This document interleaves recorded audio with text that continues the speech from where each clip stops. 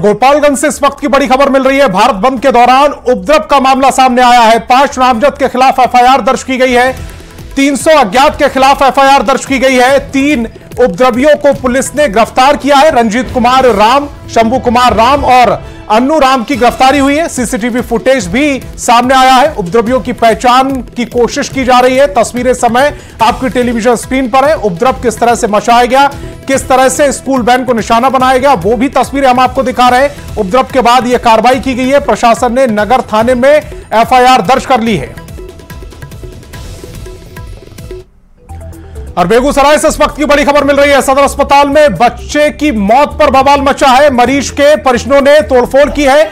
ICU ward में जमकर तोड़फोड़ की गई है। डॉक्टरों पर इलाज में लापरवाही का आरोप लगा है। सांप काटने पर बच्चे को अस्पताल में भर्ती कराया गया था और अब डॉक्टर और स्टाफ पर लापरवाही का आरोप लग रहा है। तस्वीरें सब आपकी टेलीविजन स्क्रीन में है। बिजली बोर्ड में आग लगी और उसके बाद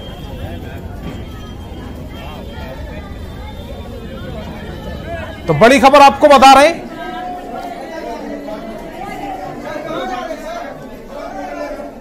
तोड़फोड़ से जुड़ी इस वक्त की बड़ी खबर। बच्चे की मौत के बाद आक्रोशित परिजनों ने अस्पताल में बवाल काटा है। बताया जा रहा है कि इलाज के लिए बच्चे को लाया गया था। सांप काटे हुए बच्चे का इलाज होना था, लेकिन लापरवाही का यह आरोप लगा और उसके बाद तोड़फोड़ की गई है।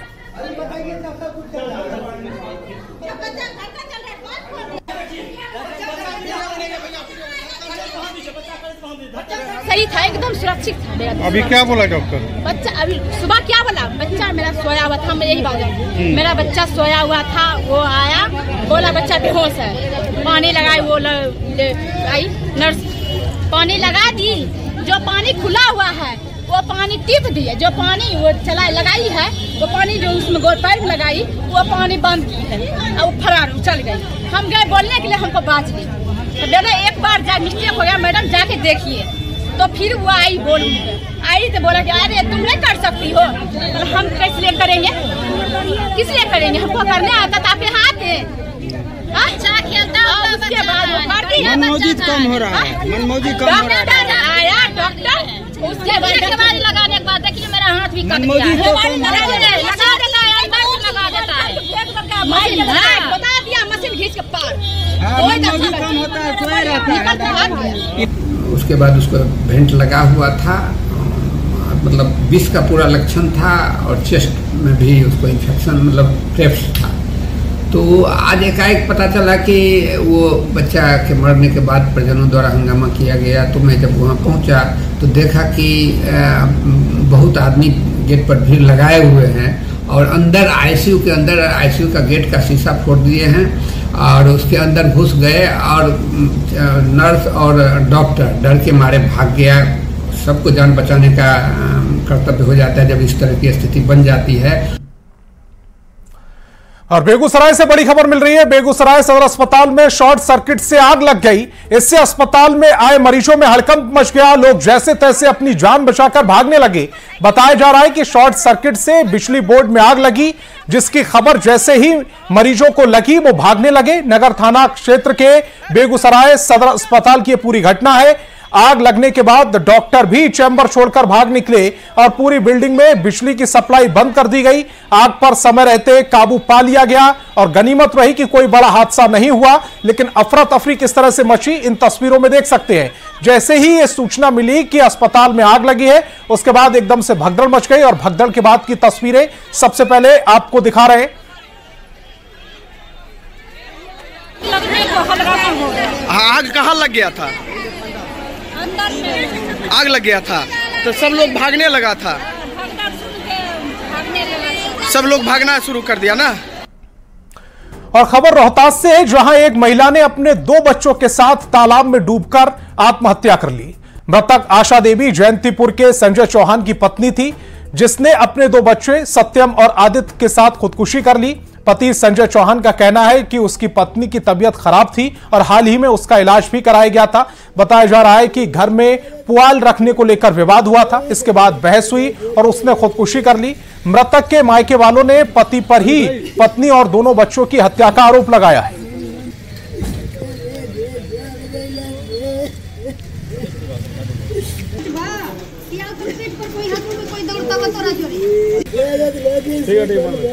दवा इसको परसों दिन करा के हम डेयरी से गए, अभी सब मतलब दवा वैसी है और रात में कुछ भी नहीं हुआ, खाली पूरा के लेके बात हुआ।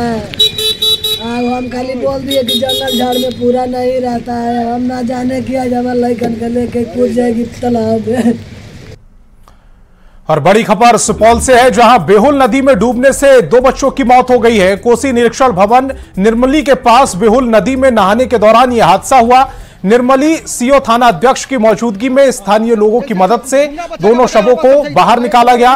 मृतकों की पहचान वार्ड नंबर 9 के मोहम्मद मुजाहिद्दीन के बेटे फैजुल और मोहम्मद तिजुद्दीन के बेटे मसुल्लाह के रूप में हुई है। घटना के बाद गांव में कोहराम मचा हुआ है। हमारे वार्ड नंबर 9 के निर्मली वार्ड नंबर 9 के बच्चे हैं 2, ये दोनों बलान नदी में आए थे स्नान करने के लिए। इसमें एक ताजुद्दीन जी का लड़का है और एक मुजाहिद जी का लड़का है। दोनों का जो है स्थानीय यहाँ के लोगों द्वारा लाश को निकाला गया है और अंचलाधिकारी जो है 2 घंटा बीतने के बाद भी NDRF की टीम ने उतार सकी। ये बहुत दुख की बात है। ऐसी अगर घटना घटती है तो इसके लिए जो है प्रशासन का सफाई इसमें दोषी माना जाएगा। और मुंगेर में कोतवाली थाना के गांधी चौक में स्वर्ण व्यवसायी के दुकान में घुसकर बदमाशों ने रंगदारी की मांग की। रंगदारी की डिमांड पूरी नहीं होने पर हंगामा किया और देखने की धमकी दे दी। मामले को गंभीरता से लेते हुए बुलियन मर्चेंट एसोसिएशन के सचिव ललन ठाकुर ने एसपी से मुलाकात कर ज्ञापन सौंपा और स्वर्ण व्यवसायियों की सुरक्षा की गुहार लगाते हुए अपराधियों को पकड़ने की मांग की। एसपी ने अपराधियों को जल्द गिरफ्तार करने का आश्वासन दिया।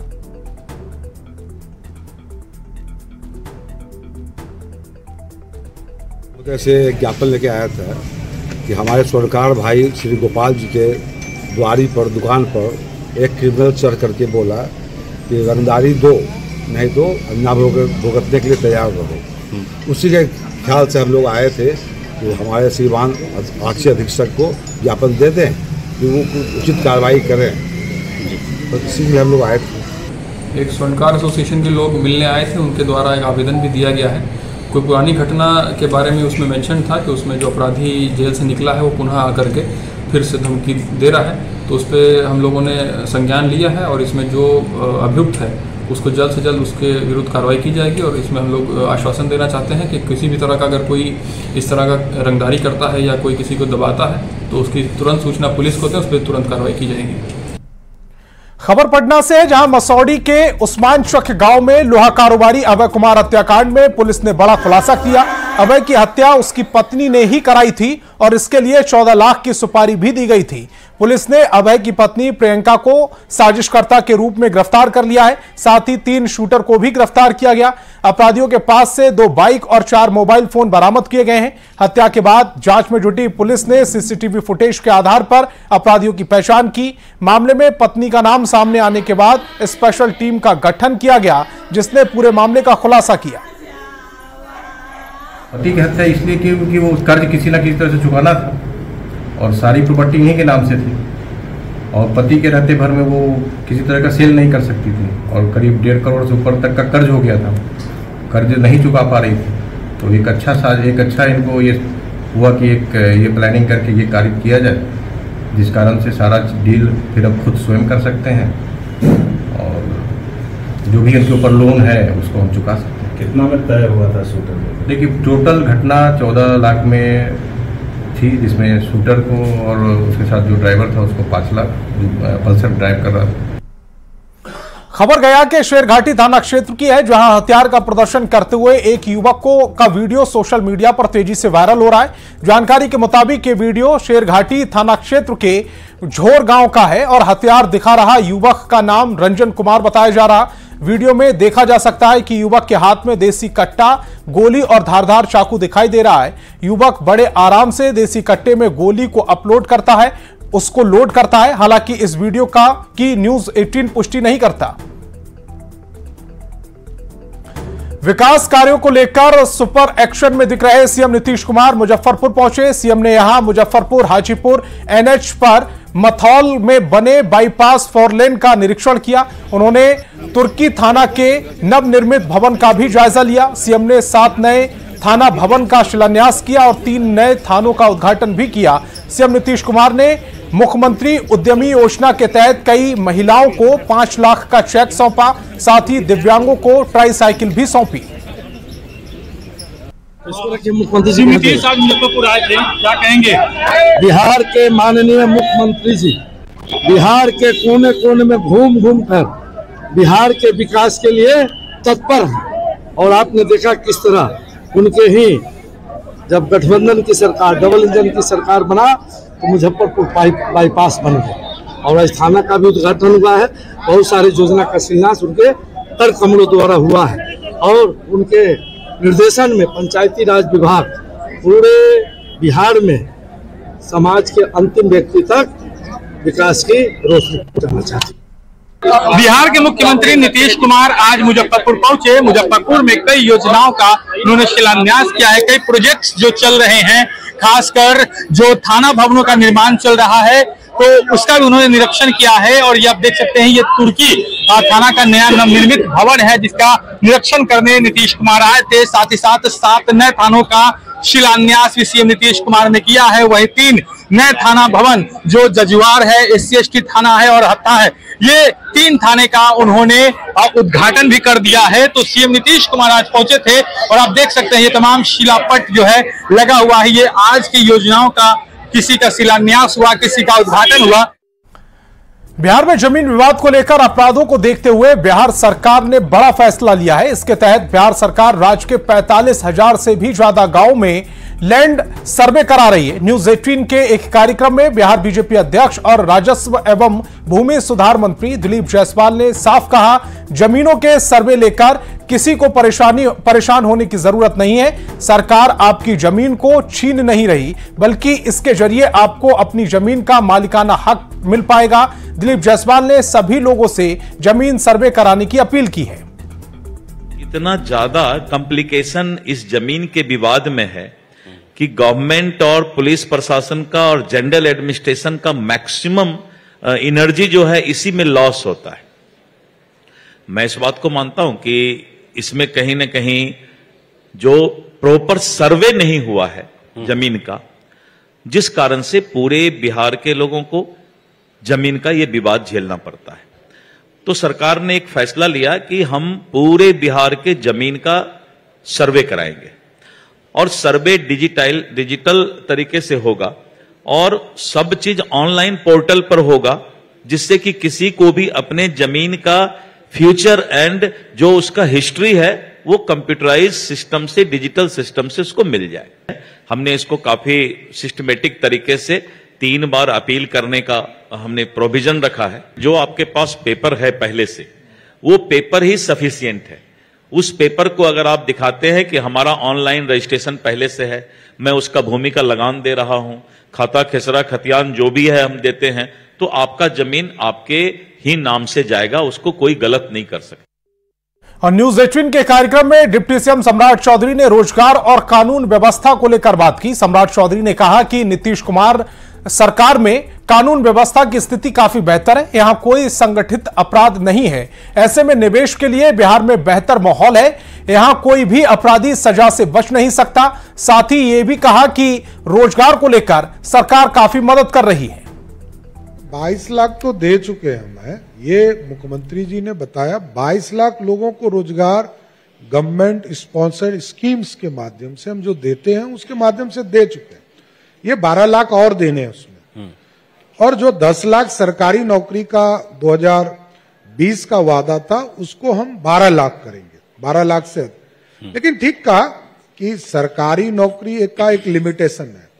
हम रोजगार जब तक क्रिएट नहीं करेंगे, एक एक लोगों को इस कुटीर उद्योग में नहीं जोड़ेंगे, जब तक बिजनेस हब नहीं बनाएंगे, जब तक रोजगार खड़ा नहीं हो सकता। मुख्यमंत्री भी चाहते हैं और प्रदेश के सभी लोग चाहते हैं कि बिहार में बिजनेस बढ़े।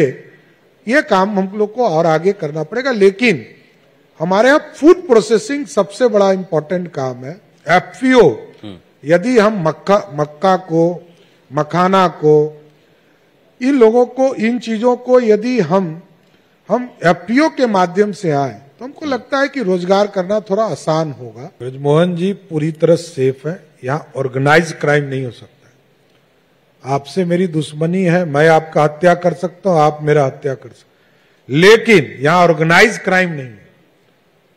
दूसरे प्रदेशों का जो परसेप्शन है और मेरे बिहार जैसे प्रदेश में ऑर्गेनाइज क्राइम नहीं हो सकता। कोई बड़ा से बड़ा आदमी आप देख लीजिए बिहार में, बचा नहीं, सबको जेल जाना पड़ा। न्यायालय ने एक स्तर पर सजा दिया, दूसरे स्तर पर छूट गए, वो अलग बात हो सकती, लेकिन सजा सबको मिली।